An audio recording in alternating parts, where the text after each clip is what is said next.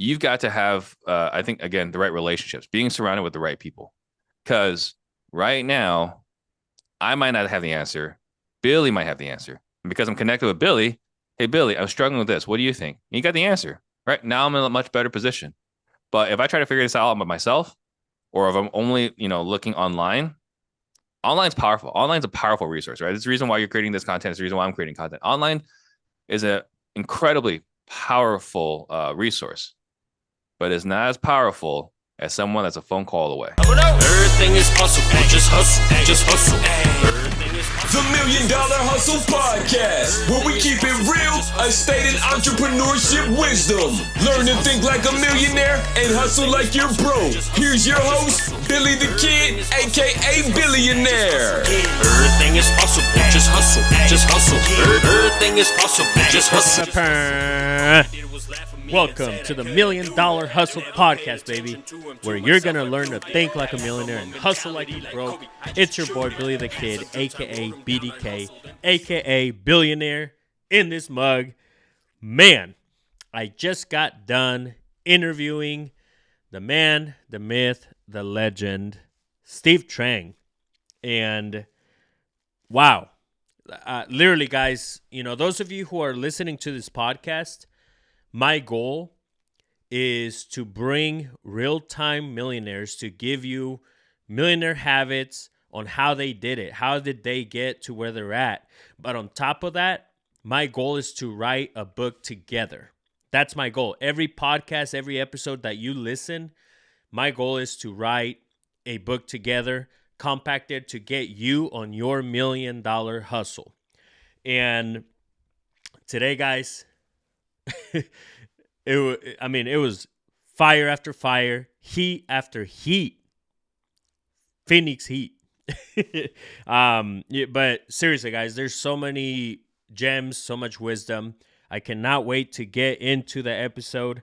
And matter of fact, I want to let you guys know that we did something cool together. If you go to disruptors.com/BillyTheKid, check out all the education, all the information that you can get, and take action, guys. That's one main thing we talked about, is taking action. You have to take action. And also the book of the week, you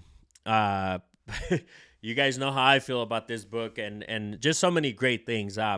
With that being said, though, by the time this podcast comes out, as of right now, and because we're recording this towards the end of December, just FYI, those of you who are listening, and I'm going to release it in the first quarter of 2023. So it's 2023 now that you're listening to this podcast. You got your goals ready? Are you doing what you're supposed to do to get on that $1 million hustle, guys? Action, right? Like, what are you doing? Drop me a comment. Let me know. Inbox me. But I am doing a goal-setting mastermind, which, again, by the time this comes out, but it's December 31st. And I cannot wait because goal-setting is so important. It has changed my life, the people around me, friends, family that I got on to do goal-setting. It's super important. And so I got that going on. Those of you who are listening though, wow, I'm over here stuttering, man. I'm so excited. Make sure that you guys hit up info@billythekid.com. If you're interested in joining the Get Uncomfortable Mastermind, we meet every Thursday through Zoom. And literally, we talk about the stuff that you need to do, the stuff that... And the crazy thing, guys, is we have so many great people in that mastermind. There's so many great people with a lot of wisdom. They have a lot of knowledge in different areas. So what are you waiting for? Join us. And we also have a Facebook group. We have a daily chat. And guys, when I tell you my phone is on fire, it's on fire every day from that daily chat. So hit up info@billythekid.com with your story so we can make sure that this mastermind group is the right fit for you. And if it is, we're going to let you in. Also, one-on-one coaching, guys. Those of you who are interested in the one-on-one coaching that I'm doing, it's a 6-month stretch, 6-month program to literally give you a roadmap to where you want to go. And with all the stuff that I've learned to get to where I'm at, I'm going to literally put you on game so you can do it. And again, guys, 2023, man, what are you waiting for? Let's hop on that next thing. Let's get uncomfortable, right? So otherwise, I am releasing a Spanish, we'll call it album. And if you're not following me on Spotify, Pandora, Apple Music, YouTube, anywhere you listen to music, go check out Billy the Kid. All my music's on there. But I'm releasing a Spanish album. And so far, I've released a song, and I'm going to release a song every 2 to 3 weeks, guys, until the album drops fully. So go show love. It's called Tres Veces Mojado. And it's called Soy de los Ranchos. That's literally the title because that's where I'm from. That's the name of the little village that I come from. It's literally a ranch, guys, like a farm. So that's what I'm doing with this project. So check that out. Other than that, grab a copy of The Power of Being Uncomfortable. And also, I'm mailing out free autograph CDs. So go to billythekid.com. Drop me your email, your information on there, and I'm going to send you a free autograph CD.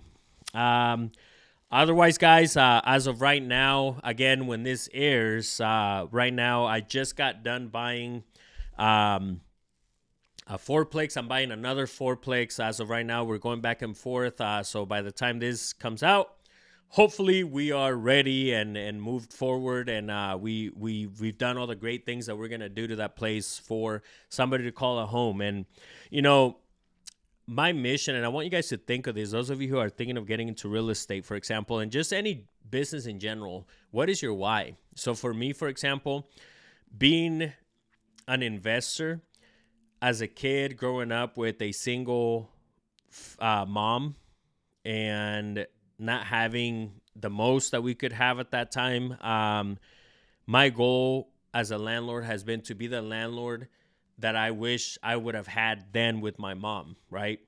To, you know, somebody that comes out and takes care of the issues that we used to have, right? And I think you have to think like that in any business that you get into. What is your why? And, you know, especially as a kid, what are some of the things that you went through growing up that you can go back and help others now and make their life a little easier? And I think when you focus on a mission like that, you're going to be great. You're going to be a great person. You're going to be great in business regardless. So, but enough of that, guys. I'm super excited, man. Let's get to this episode of the $1 Million Hustle podcast with Steve Trang, baby. Vámonos. Welcome to the $1 Million Hustle podcast, baby, where you're going to learn to think like a millionaire and hustle like you're broke. And today, man, it is fire-packed. It's heat.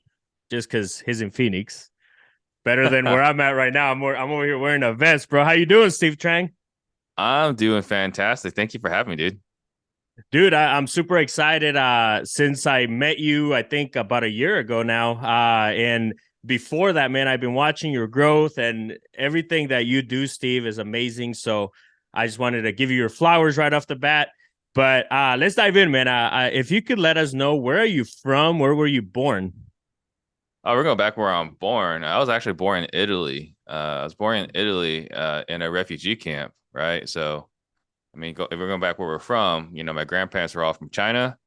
Communism took over. You know, there were a lot of promises that were made, maybe not kept. So they fled for their safety. Had my parents when they were in Vietnam. My parents met, got married. Communism took over again. Promises made, not quite kept. My parents fled on boats, and we were rescued by the Italian Navy in the waters. And I was born in a refugee camp. So, wow, yeah. That is crazy. You know, and I can relate to that to a certain extent. I was born in El Salvador, and I always like to say I started from -100. Like, we didn't start from zero, right? Like, just being born in this great nation is literally starting from zero. So that is crazy. So How was it growing up, Steve? Where did you end up at? Was it Arizona right away, or? Yeah. So when we came into this country, we came into Sky Harbor Airport. I was 7 months old when we came to this great country. So everything I know is America, right? I mean, I'm basically American, poor, poor as hell growing up, right? Living in mobile homes and stuff like that. But yeah, I mean, everything I know is America, except for a brief stint in California. Everything I know is Arizona. So I'm American through and through. I kind of make this joke like I got a mix. I got, the Asian culture, the things that I like about the Asian culture, the things I like about the American culture, and we blended into what we got today. Man, I love that. That is awesome. Definitely, I'm relating to all that. So you said you were poor as hell growing up. The question I want to ask you is, when was that seed planted of entrepreneurship? I'm assuming it wasn't all these great things that you're doing nowadays. How was it growing up? Uh, you know, um, my parents taught me about money from a young age, because we were poor, right? But even though we were poor, they did have entrepreneurial parents. My parents had entrepreneurial parents, right? Both my grandfathers on both sides were business owners. Um, and so they had some of these principles. And my mom would say things like, a penny saved is a penny earned, the Benjamin Franklin quote, and I hated it, right? As a kid, I just hated it. But the reality is, it's true, right? So they taught me a lot about money. I would ask my dad, hey, how come everyone's driving Mercedes, and we're driving this really old Dodge Caravan, And he's like, because we're better with money. He's like, what does that mean? He's like, they're probably financing it or a lease or this and that. And I was like, okay, that doesn't make any sense to me, right? As in high school, that makes no sense to you, right? Mhm. But it makes sense now. And so they taught me a lot of these principles. And as far as the entrepreneurial part, I guess I've always been a little bit greedy. So, as a kid, I was selling candy. I remember in eighth grade, I got a lot of trouble. I was selling these limon packets. You buy these things that are that are salty and sweet at the same time. Or they were lemon pepper, right? So I would sell them. I would buy them for a nickel each at a place called Espinosa's, which is right off the Indian tribe, right around here in Chandler. I buy them for a nickel each, and I sell them for a quarter each. And right, I mean that is what is it, 800% profit margin? Something Capitalist ridiculous, at his finest. right? And I would make money selling out of school until I got in trouble. And so, but that, I mean, there was that selling. I was really good in school, so I would take the tests, right, in math and put all the answers in my calculator, and then bid my calculator to whoever wanted to use it for the next class. So I was Mm. always hustling in one way or another. Wow. It's funny you mentioned calculator. I always go back to in school, which, I would love to hear your feedback on this too. They used to always say, "Oh, what are you gonna do? Carry a calculator in your pocket every day?" Right? And it's like now, yeah, we do. Yes, right here. There you go. What are your pros and cons with school? Because I feel like there's this fight going on between Yeah. entrepreneurship and then just go to school, get a job, and all that. Can you give us some perspective on that? Yeah, well, with our podcast, Creating 100 Millionaires, one of the reasons why I'm so passionate about it is that I do want to breed entrepreneurialism. I want to breed capitalism, right? Because again, like our family has had everything taken away from us twice, right? Due to promises of, government will give you whatever you want. Mm. So for me, like I am speaking the gospel of capitalism, right? Is it perfect? Absolutely not, right? I mean, it's liable to corruption like everything else, but it's done more than anything else. So that's the reason why I have the podcast. So I believe if people want to be entrepreneurial, they should not be required to go to school and they can go hustle, right, and learn. If you don't want to be an entrepreneur, then yeah, go get a job. I'm not saying going to college is a bad thing, but let's see, I'm 43, right? So I graduated college in 2002, right? In 2002, I mean, even 1999, right? 98, when I started college, I looked around, I picked engineering as a degree. Why? Because that's a skill I can use to market. And I would look around and I was like, what exactly are you going to do with your history degree? What are you gonna be doing with your liberal arts degree? So like this is not like a new debate, right? That debate's been around forever. But Mm, me, as an engineering student, I would look at the business students like, okay, well, I hope you get a good job at, one of these fine accounting firms or big business firms, but there's no way they can hire all you guys. Um, mm, and so I think that college makes sense so long as you're going for a degree that makes sense, right? For example, my middle child, her goal is to be a heart surgeon, right? She's in fifth grade right now. She wants to be a heart surgeon when she grows up. So she already has a plan. By the way, her plan, mom and dad did not make this plan for her. This is her plan. She wants to go to college. She wants to go to a good college. She wants to go to medical school. She wants to get residency, become a surgeon, all that fun stuff, right? You can't become a heart surgeon without a medical degree. You just can't. You mm-hmm, shouldn't, right? But if you want to be an entrepreneur, like I don't think college is a must anymore, or not even an entrepreneur, a tradesman. You want to be a tradesman, you don't have to go to college, right? Like the reason why plumbers and electricians and all these guys make so much money is because they're doing things that other people don't want to do, not because mm, it's not to say it's not a valuable skill, but supply and demand just makes it a more valuable skill, right? So mm. I think it really depends on what your goals are, and then instead of deciding, college or not college, to decide what is I want to do and what's the path that gets me there. Love it, love it. And you mentioned your kids. That's another debate that you hear all the time, right? Like once you hit that milestone and you've done what you did in your life and you are 95 years old right now, what are the things that you're most proud of with your kids, family, business?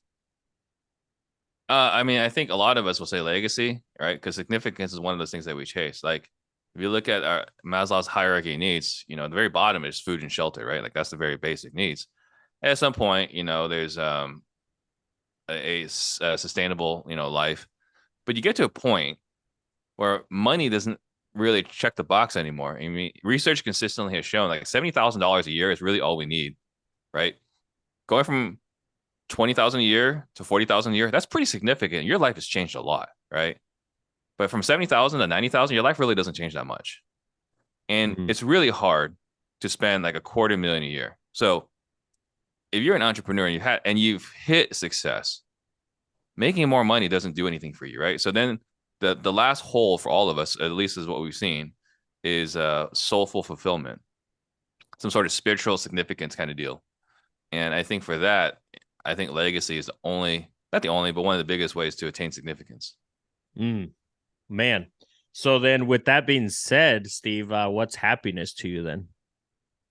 Man, I'm happy every single day. I get to do what I love every single day. I'm excited, I'm not popping out of bed at 5 a.m., but I am waking up at 5 a.m., right? And I get to come to work. A lot of times I'm one of the first ones here, you know. I'm not one of the last ones out. That's definitely not happening. But I'm pretty often one of the first ones here. I love what I do, so I'm happy every single day. And again, you Mm, got to look at perspective. We had our annual meeting a couple of days ago, and one of my team leaders said, Steve, like you're always so like you're so positive. It's like, no, I'm not positive. I'm not positive at all. No one says I'm positive, right? It's just I have perspective. It's that when things are bad, it's like yeah, but like, did anyone die? Right? Did anyone die? Did anyone get hurt? Did we? Are we losing money? Sure, right? Like we're going through this market adjustment. We lost money on flips, right? It sucks. I'm not saying it doesn't suck, but this isn't the first time it's happened to me, right? I went through 2007 through 2010, right? So I think it's just a matter of perspective. So I'm grateful every day. I know it sounds really maybe too, hippie-ish or whatever, but we live in the greatest country, in the greatest time to ever be alive. I mean, I get to drive a Tesla to work. I get to spend every morning with my kids. Like I literally take two or three of my kids, depending on the day, to school every single weekday morning, right? Like there are a lot of parents that don't get to do that, especially if they're an entrepreneur. So mm. I love that because I always think that you definitely have the growth mindset, and I totally agree with that. Did somebody die? That's a huge question. That's literally how I live my life too. yeah, People, if you don't have a problem, if your problem means to write a check, right? Like you yeah. saying that you lost in the market. I mean, you're writing a check. So I love that you said that nobody has died.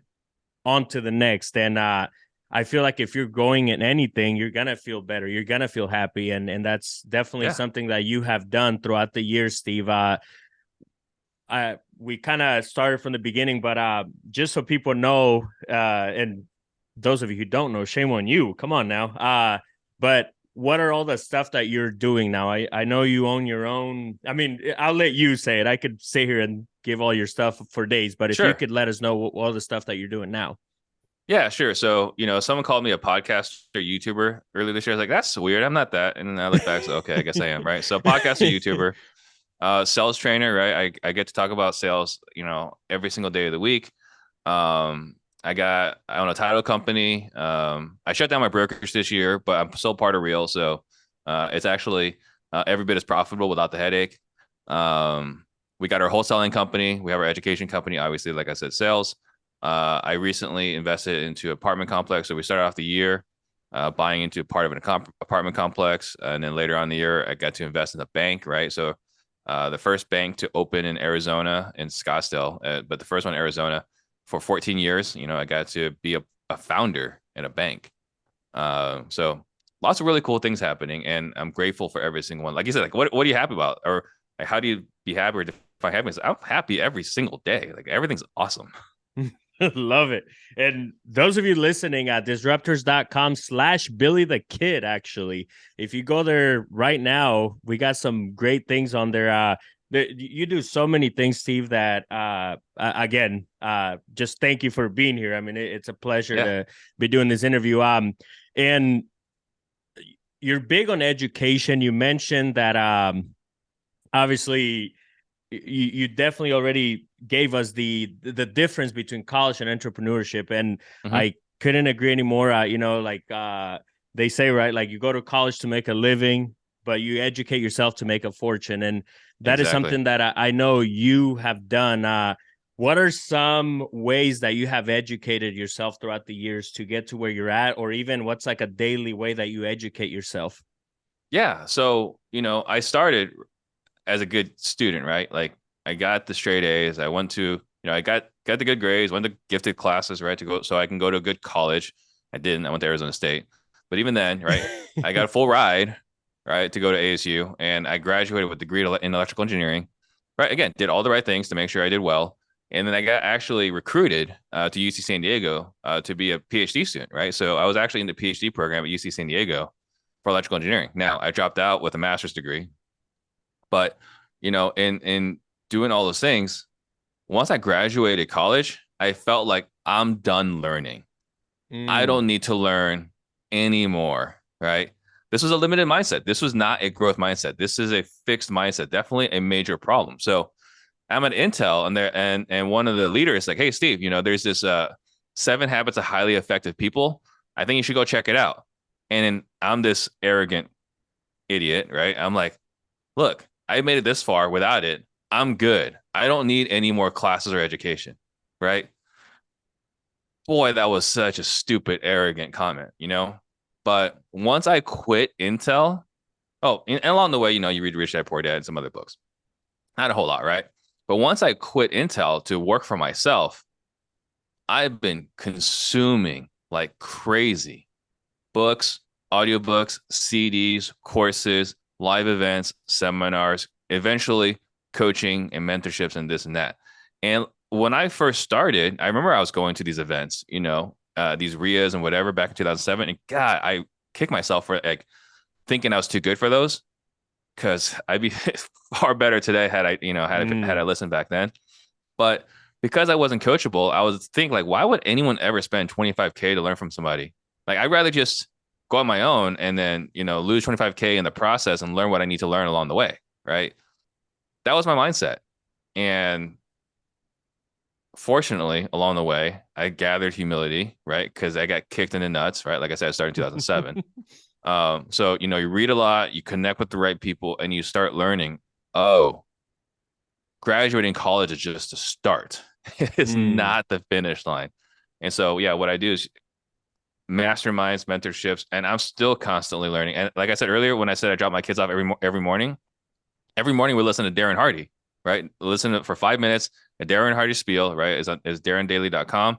And we talk about it. We talk about the lesson and how it applies. And then they get to listen to music on the way to school. Love it.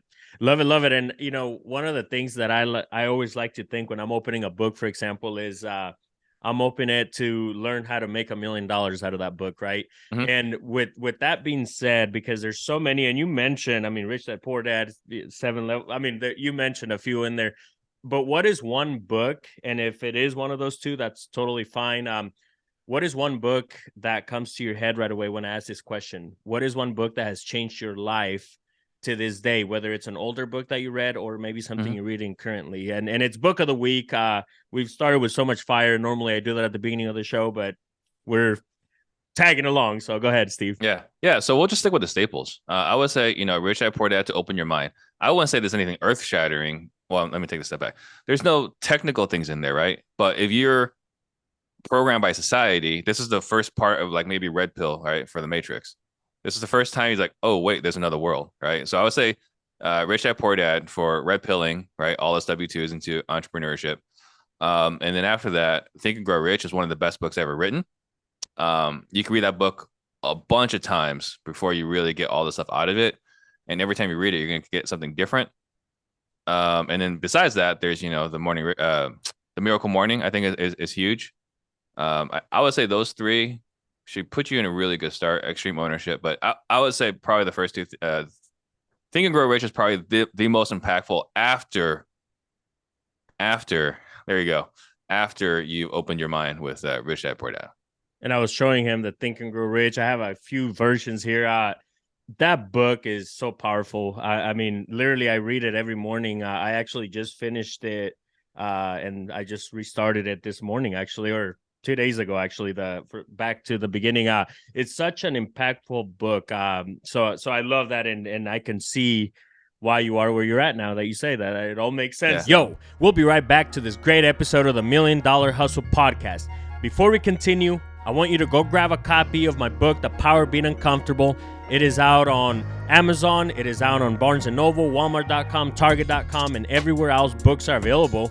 The great news, guys, is you could go to BillyTheKid.com and grab an autographed copy. That is right. I'm going to mail you an autographed copy right now. Audiobook is also available on Audible and everywhere else audiobooks are available. So go listen to it. Go grab yourself an autographed copy. And I'll see you on the other side, baby. And now back to this great episode of the $1 Million Hustle Podcast. One question I wanted to ask you, Steve, was with your kids, what are you doing because especially where you're coming from, and I'm going to give you my example with me coming where I'm coming from, it's tough because at the beginning, it's like, oh, I want to give my kids the world, right? And thank God, once you hit certain levels and you start traveling and you're able to give them material stuff, we'll say, but I think the knowledge is the main thing. Like Rich Dad Poor Dad, they always talk about talking about money in the dinner table, right? Like with your kids, like there's nothing. And you talked about while you're driving and you're asking what's the lesson after the podcast that you just listened to. With that being said, what's your borderline of not giving them too much to where they just become entitled? Well, they're not getting anything, so there's that, right? So I was surprised where we drew the line. I don't know how we ended up at this line, but they pay for their own school supplies, right?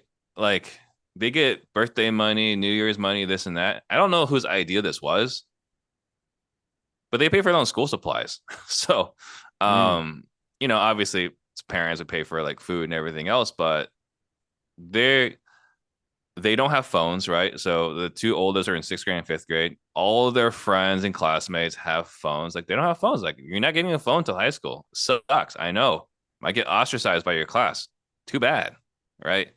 But you're not getting phones. So they get to see the fancy vacations, and we explain to them the reason why we have these vacations because mom and dad worked hard, and we do remind them, the kids, that mom and dad came from a really, really difficult situations. So I actually hired a biographer to interview my parents. So we have a book that we're going to publish. We haven't published it yet, but the actual journey of my parents from like when they grew up in Vietnam until where they are today. And if you read that book, my parents went through some really tough stuff, right? So I think, again, perspective, I think is huge. And we do our best to give our kids perspective, There are times where they start getting a little entitled. I was like, hey, listen, you want this right now? I just want you to know people are getting laid off right now, right? So like, I remember this was like during COVID. There's a time where they got really upset about something. Hey, I know you're really upset. Look at how many people just lost their jobs today. You still want to get upset about this? Like you want like let's have some perspective here. Wow, love it. And I can't help but ask, because you're great at the way you've grown your companies and hiring, and which that's a whole class overall. Again, disruptors.com/Billy the Kid. You got some great content. What and before we dive into a little more into how that works, what's your mentality when it comes to, because you always hear hustle hard, right? Like the hustle culture, but then there's work hard, which to me, at least with my story, I noticed that at the beginning, I think everybody has to work hard. You have to work hard at the Oh beginning. yeah. And Yeah, then pay your after dues. that, exactly. And then after that, you have to work smart, right? If you want to build an empire, I think that's like the equation. Can you elaborate a little bit on that? Yeah, definitely. You got to work hard when you start. There's no other way to do this, right? Like you don't know stuff when you start, right? You think you do. You might think that, oh, I already know this or that. But listen, like everything has got levels to this. If you asked me 3 years ago, maybe 5 years ago, are you a great leader? I would say, hell yeah, I'm a good leader, right? Look around. Like I've gotten this awesome operation. The last 2 years have been one of the hardest transitions in leadership because we went from an organization with like 3 or 4 people on payroll to almost 20 people on payroll, right? The challenges you have leading an organization with 3 people on payroll versus 20 people on payroll, it's vastly different, right? If I'm sitting in a room with Billy every single day and we're hustling together, it doesn't take a lot of management. I know what Billy's up to. Billy knows what I'm up to. Communication is not that important, right? I don't have to be as clear with my instructions. If Billy reports to me and someone reports to Billy, and I want to make sure that person that works for Billy is reporting to Billy is getting some stuff done, I'll tell it to Billy. Bill will tell it to that guy. Communication is getting lost. Expectations are being lost, right? The value they feel is not the same, right? Now we got 20 people. When I was spending 20, 30 hours a week, shoulder to shoulder with Billy, now I'm seeing Billy like 2, maybe 3 hours a week. It's not the same connection, right? So the leadership challenges get immensely more challenging. So if you asked me, I was a great leader 3 years ago, I said, hell yeah, I'm a great leader. You ask me right now, I was like, man, I don't know. I'm not as confident right now. I'm hoping next year I'll feel a lot more confident about it. But there's a lot of things that come up in growing and scaling. And a lot of it comes to the ability, the emotional intelligence, the ability to understand people, communicate effectively. And by the way, I still suck at it. But communicating effectively, there are a lot of challenges that go into growing and scaling a company the right way. Yeah, so true. And with that being said, what was your first hire? So if we take it back to obviously where you're at now, but what was the first hire that you did, and how does someone scale from that first hire to the 20 employees? Yeah. So my very first hire was an assistant, someone to help me with all the administrative stuff. Which I think most people will tell you, like your first hire should be administrative stuff. Don't hire a salesperson. I think that's a mistake a lot of people make. So you hire an assistant to make sure they're doing all the meticulous, monotonous, mind-numbing activities, right? Stuff that you should not be doing. That was the first hire, and I believe I got that hire correct. I think that was one of the very few hires I got correct in the beginning. You know, and then eventually I screwed up as a leader and upset her, and she left to go do something else. But what was the question? How did I go from that to 20 people? Exactly. Yeah. So I think the first thing is you want to hire an assistant, and ideally maybe hire a second assistant before you hire a salesperson. I see so many people try to hire salespeople, and salespeople is a whole different level of managing. But the one thing we all have to understand is if you're going to hire salespeople, you're going to be dealing with a situation where you're going to become the assistant to the salesperson, right? Because they're selling. So the thing that you probably, as much as we hate rejection and prospecting and all these other things, those are high income activities that we can control. Once you manage a salesperson, you got to get a person to be motivated to prospect work for 40 hours a week. So you got to manage them while also dealing with all the paperwork and all the, minimum wage or $15 an hour activity. So I always, push people, don't hire a salesperson until you must hire a salesperson. You should do as much sales activity as possible. because that is the high income activity. The other Mm. thing too, when you're managing salespeople, just recognize most salespeople that you find, most people that are naturally sales oriented tend to have a high degree of autonomy, tend to have a bigger ego, not necessarily in a bad way, but they have a bigger ego. And they tend to believe the rules don't apply to them. Right. So just know when you're trying to manage salespeople, this is the most difficult group of people to manage, right? Hire an administrative person, they're on payroll. Hey, I need you to do this. Why? Because I'm paying you for it. Not saying that's the right way of leading, but that's also the truth. Sales guy who gets paid commission. Hey, I need you to do this. Why? Because this is the way we're going to bring revenue to the company. Right? So it's a different level of leadership required to lead a salesperson effectively. So one main line that I mean, you dropped fire, by the way, but one main line that stuck up or that stood out when you said I screwed up the first hire. I mean, those of you listening, accountability. Like I feel like that is one thing that out of unfortunately many things that society doesn't have nowadays is accountability. Hold yourself accountable for everything that you do and your life will change. I want to hear your perspective of that. If you could give us some wisdom of just holding yourself accountable for stuff that, and you know what, because there's that, the things, right, that even with me, like I practice this, I try to practice it, but there's times where I'm like, how is that my fault? But I always go back to that, right? Like how, that accident, the tire, right? Like there's there's different things that happen that people are always, it's just easy to say, oh, wow, why does it happen to me? So if you could speak a little bit about that. Yeah, so I mean, I'll give you an example here. There was someone that came to one of our live events, and they sent a private message to somebody else, and they were kind of knocking our organization a little bit, and like at first I was really upset, but then I was like, well, that was a private conversation, right? And like he could say whatever he wants in a private conversation, and at the end of the day, there was something that we did to start that message, right? I wish I knew what it was, Unfortunately, since it was a private message, I can't go back and like, hey, I know you said this, right? I can't do that. But I know clearly something that happened, right? So without self-reflection and responsibility and accepting ownership, like how can we possibly get better? Jim Rohn has this wonderful quote, in order to become a millionaire, you gotta, in order to get $1 million in the bank, you gotta become a millionaire, right? Mentally, right? So how can I possibly grow if I believe I'm done growing? Just remember, when I was 27, I thought that was it. I thought I was the bomb. I thought I was, perfect, right? Master's degree, got a great job. Life is going exactly to plan, right? Except for that part where I was entirely unfulfilled. Everything was going perfect, And so until we accept responsibility for everything, including things where it feels like it's not our fault, we're never going to get better. And the only way to have a better life is to be a better person. So. How do you find fulfillment, Steve? Right now, for me, fulfillment is watching other people grow. I had someone that came onto our podcast the other day. He has an existing real estate fund, is already up and running. And with our support, he was able to put it on the blockchain. So now he's getting money from people with crypto money to invest in his real estate fund. Like, how cool is that, right? So that's the most recent success. But generally speaking, we've created millionaires. We've had people share their successes. So anytime someone makes a big leap in their journey and I know that I was a part of it, I don't need to be the whole book. It's not that, right?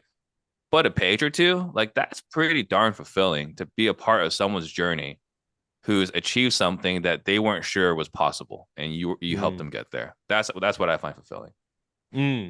I love it. We'll be right back. Before we continue, go subscribe to Billy the Kid YouTube. That is Billy, DHAKID. Also, go follow Billy the Kid Music on Spotify, Pandora, Apple Music, and everywhere else music is available. And now, back to this great episode. Let's go. Hopping out the two door, wearing number 24. Feel like Kobe, though I'm winning, need to do more. My mama sorry, college wasn't for me.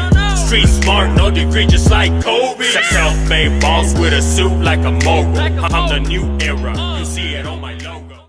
And it's so funny, all these questions, guys, those of you who are listening, I mean, as you know, the $1 Million Hustle, right? Like it could be anything, but I'm a perfect. Like I believe perfectly that if your mindset is not right, then you, even if it's art that you want to go sell, or you want to be an artist or a podcaster, right? Like whatever it is that you do, if your mindset is not set up. So the point that I'm making is just so funny because you heard the man, all the stuff that he's doing, but it's because his mindset is right. And I want to hear your perspective on that, Steve.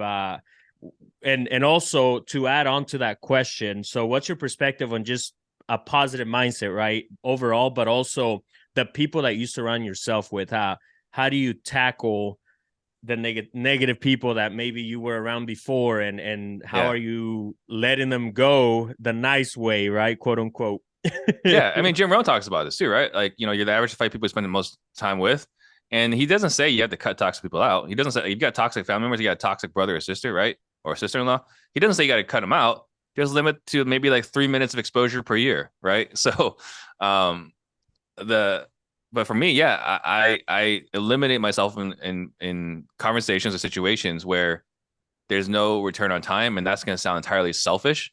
I get it, but I was put on this planet to do something, and being in those situations is not going to help me achieve what I was put on this planet for. As far as a positive mindset, I generally want to associate with people that are rowing in the same direction as me. And the great thing is they want to associate with other people that are rowing in the same direction. So I get to be included in that conversation. So I think surrounding yourself with the right people that are trying to do the same things, I think is super critical if you want to be able to achieve what you want to achieve. And the last thing, as far as mindset, I think grit and perseverance is what it's going to take. So what I was saying earlier, salespeople have egos, and it's not necessarily a bad thing. What I mean by that is bad things happen every single day, right? I got crushed in the last recession. I got a little bloodied, right, this year because things have changed, right? Phoenix, I think, is one of the markets that led the charge in this real estate correction. And so bad things happen, but in the middle of a podcast, maybe a feed will die. Maybe the light, when the light goes out. Those are things that people can see, right? There are other things that happen that people can't see, behind the scenes. Maybe a very heated argument within leaders within the organization. Bad things happen, and if you dwell on them, you're not going to make any progress, right? All we can do is figure out what happened, why it happened, how can we make sure it doesn't happen again, and if it continues happening again, then do we have the right people in place, right? Do we have the right systems, policies, procedures in place to make sure it doesn't happen again? But that's all we can do. We can't be perfect. If we're expecting perfection, we're only going to be disappointed. And we can't accept mediocrity, because if that is, then you're not achieving your purpose. So this is healthy balance, but I think mindset and surrounding yourself with the right people is super critical if you want to be able to achieve, what you believe you're put on this planet for. I love that. And solution, right? Like there's always a solution for everything except health. I think health is the number one priority that everybody should have. And then after that, like, again, if you could write a check, just write the damn check. It. And don't get me wrong, there's some that hurt more than others, right? Like that, for example, a sewer line that went out, and this is, a few months ago for me, but even then, like I literally had to remind myself, hey, what do you preach? Right? Like talk to yourself and remind yourself that it is a check, write it, done, let's move on. And I feel like a lot of people dwell on the problems, and I think every problem has a solution, again, except health, right? So if you can, and to be honest with you too, even health, right? Like if you have a little more money to write the check, then you could be a little more healthy. It's crazy. 100%. And then I love that you touched on the people you surround yourself with. It's big on having your core values down. And I'm a big believer, like if somebody criticizes them in a negative way or anything, I mean, you just got to cut them out. I mean, it is what it is. You mentioned being selfish.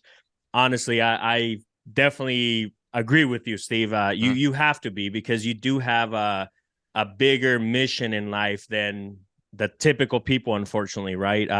We're the 3%, right? Like the 3% of people. With that being said, and again, I was making a point, guys, earlier about the whole mindset thing, because that is why he is where he is. But we're getting short on time here. I do want to ask you, you have the crystal ball right now, Steve, and you mentioned you've been in the market and you survived the 07 to 10. What is happening with the market? You have the crystal ball right now. What are we going to see in the next few months to a year and beyond? Well, what I'm going to do is I'm just going to take everything I've heard, right? Because I can't see it myself, but I got my ears on the ground talking to other smart people, right? So what seems to be the most common interpretation is we're going to have a market decline, right? 7% across the country. I feel like we already started that right this year. I think in our market, right, we're about the same place we were last year. We had a run up like 15% at the beginning of the year, and then we lost all that throughout the year. I think next year, 7% drop, which really, for the most part, doesn't really affect most people, right? If you're looking to buy, looking to sell, 7% of your home's worth, does it affect your pocketbook? 100%. But is it really going to make a big difference in your life? Probably not. So I think for most people, 7% is no big deal. The greater issue is the volume decline. And I think we're all seeing it across the country, right? So if market volume drops 50%, 70%, like we've seen in our market, right? We've dropped over 60% in activity. Well, if you're in real estate, you get paid not based off of market value. You get paid based off of volume, right? Based off of activity. And so as you're a wholesaler, right? Like you were making 15 to 20K a wholesale deal and you're doing 5 or 6 a month. Now you're doing maybe a 5K assignment fee and you're doing 2 a month, right? Like it's the volume that hurt you way more than your average fee. And so I think that we're going to see a lot of people head for the exits. And it sucks for those people heading for the exits. But again, being selfish, I'm super excited because we're going to dominate in this next market. So true. I love that. And since you survived the 07 to 10, can you give us like 3 to 5 things that you learned during that time that you're going to apply this time around? And I think we're comparing, right? Like, but I'm not doing it in a negative way. I think we have to go back and see what did we do right, what did we do wrong. So if you could give us 3 to 5 things that you remember from then that you're gonna do again in this recession.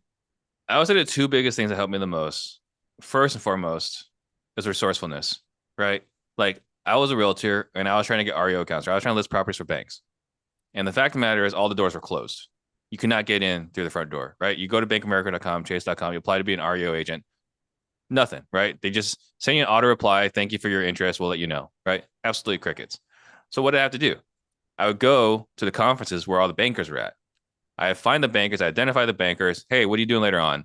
Right? Everyone's getting their business cards so they can send them an email or their resume, blah, blah, blah. Hey, what are you doing later on? All right. What's your cell? I'm going to reach out to you, right? And I invite them out to go drinking. And we go to the clubs. We go to the bars. I get bottle service, right? I invite the girls over into bottle service. Are the bankers happy with me? Right? What happens when I get back home? Listings. Right? So resourcefulness. Like if you're waiting for the door to open, you might need a battering ram, right? But maybe the back door is not quite locked all the way. Right? So I think you got to be resourceful. I think that's number 1. Number 2, you've got to have, I think, again, the right relationships, being surrounded with the right people. Because right now, I might not have the answer. Billy might have the answer. And because I'm connected with Billy, hey, Billy, I'm struggling with this. What do you think? And you got the answer, right? Now I'm in a much better position. But if I try to figure this out by myself, or if I'm only, looking online, online's powerful. Online's a powerful resource, right? It's the reason why you're creating this content. It's the reason why I'm creating content. Online is an incredibly powerful resource, but it's not as powerful as someone that's a phone call away. Wow. Love that. And, it's so crazy because, guys, those of you who are listening, check out everything that Steve has. I mean, the Disruptors channel is crazy, man. Check it out, guys, because literally I feel like even you listening to this podcast, guys, it's literally my goal is to deliver a book every time that I do a podcast. And I definitely think if you literally sit down and do everything that Steve has talked about today, your life can change. You can become a millionaire. You can get on your $1 million hustle. And I asked the same questions at the end of the show, Steve. And so I'm going to jump right into the last segment here. And I asked you this before, but I'm going to ask you again. I wrote the book, The Power of Being Uncomfortable. And I want to ask you, what is one way that you got uncomfortable that changed your life completely? that comes to your head? Because I feel like that power, you do it every day as an entrepreneur. Mhm. But what is Yeah. one way that you could go back to and say, yep, that's when the climax happened? When I put myself uncomfortable, I mean, I guess, going back to, I say the example, right? Talking to the bankers was like walking up to them. Because when you're at these REO conferences, they're surrounded by a sea of realtors trying to give them their business cards, right? So they can email them their resumes, whatever. But getting up to introduce yourself and have that awkward conversation. Hey, Billy, Steve, what do you got going on later on? Right? Like it's so much like dating, right? It's so uncomfortable the very first time. But the only part that's uncomfortable is the initial high, right? After 15, 20 seconds, all the awkwardness is gone. So taking a deep breath and going have that awkward introduction, I say that's the biggest for me. And I say that it may not seem immediately obvious, but I am naturally an introvert, right? I force myself outside my comfort zone in order to go introduce myself. So I would say that's probably what I do that's uncomfortable, is taking that deep breath and then just standing up and taking a couple steps in that direction, knowing if I just stand up and take a couple steps in that direction, I'll go do what it is I know I have to do, but am still a little inside scared to do. The last time I saw you, you mentioned that it's so funny because it's literally the same thing as putting yourself out there. Because last time you said was getting in front of the camera and talking, right? Like, so it's definitely putting yourself in those scenarios. It's a consistent answer from you, Steve. And then if you were to look back at your younger self and you could tell some wisdom, you could tell yourself some wisdom, some advice, what would that information be that you would tell yourself? I don't think I would tell myself anything because I was stubborn as hell, right? I mean, I was a pretty, again, arrogant idiot, So only thing I would do is maybe slip in the Rich Dad Poor Dad book a little earlier, right? Because I'm the kind of person that has to convince himself. No one can convince me. So I don't think there's any bit of wisdom I could have given myself because I would have been too stubborn, proud to listen. But I think if someone could have slipped me that Rich Dad Poor Dad book a little earlier to red pill me and get me into the entrepreneurial world. Love it. Love it. Love it. And if there was a 3-step formula to success, and if you do these 3 things, you're not going to fail, you're going to be on your $1 million hustle. What are the 3 steps to the $1 million hustle? It's really simple. It's really simple, right? Start. Find someone that's done it. Spend time with them. Keep doing it. That's it. That's all there is. That's all there is to entrepreneurship, right? As long as you keep doing it, you will find a way. Powerful. Very true. And I know you do content all the time, but currently right now, what is one book that you would write and what would be the theme and title of it? Book I would write. I was actually thinking about something like this morning, how I could do it. It's just documenting my journey in building my business to where it's at, because man, there have been so many failures, right? So if I could just write down all the failures and the lessons I learned from it, because there has been a moment where I was like, maybe I'm not that good a leader as I thought I was, but then, looking back, I said, okay, but the level of difficulty has gone up a lot, right? And I got to give myself a little bit of grace. So I would say the how I got from to where I am today, and then all the mistakes I made along the way. It's gonna be a long book, and then the lessons learned from it. Wow, powerful. Love it, love it. And disruptors.com/Billy the Kid, but Steve Trang. And again, shame on you if you're not following Steve yet. But can you give us the links where people can find you and just your website overall? Yeah, so right there, right? Disruptors.com/Billy the Kid. And then you can find me on Instagram at steve.trang. Let's see, where else am I?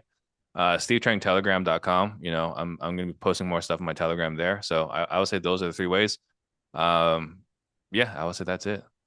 Awesome, man. Well, Steve, thank you again. I truly appreciate it. This has been amazing. Again, those of you who are listening, literally, you listen to this podcast, you can change your life. It's a book itself. So thank you, Steve. I want to thank you so much. Give you your flowers for everything you have done. Make sure you guys follow him, follow me if you're wherever you're listening to. Screenshot and tag us on Instagram, and we're gonna reshare it so that way you could get followers, I could get followers, Steve can get followers, we all get followers. Other than that, guys, subscribe and vamonos. And some don't like that. They hate that they see you smile. As if I haven't been hustling, it's been a while. Gotta put in the work if you wanna shine. I want it all and I'm coming for what's mine. Some call me greedy, bitch, I call it ambition. Some call me selfish, bitch, I call it motivation. Different levels of thinking and we both right. But my mindset is on growth with the future bright. Close-minded people mad at me that I'm speaking facts. Or maybe could it be that I'm getting racks? Open your mind, gotta open it to receive. I'm always 10 toes for what I believe. Close-minded people mad at me that I'm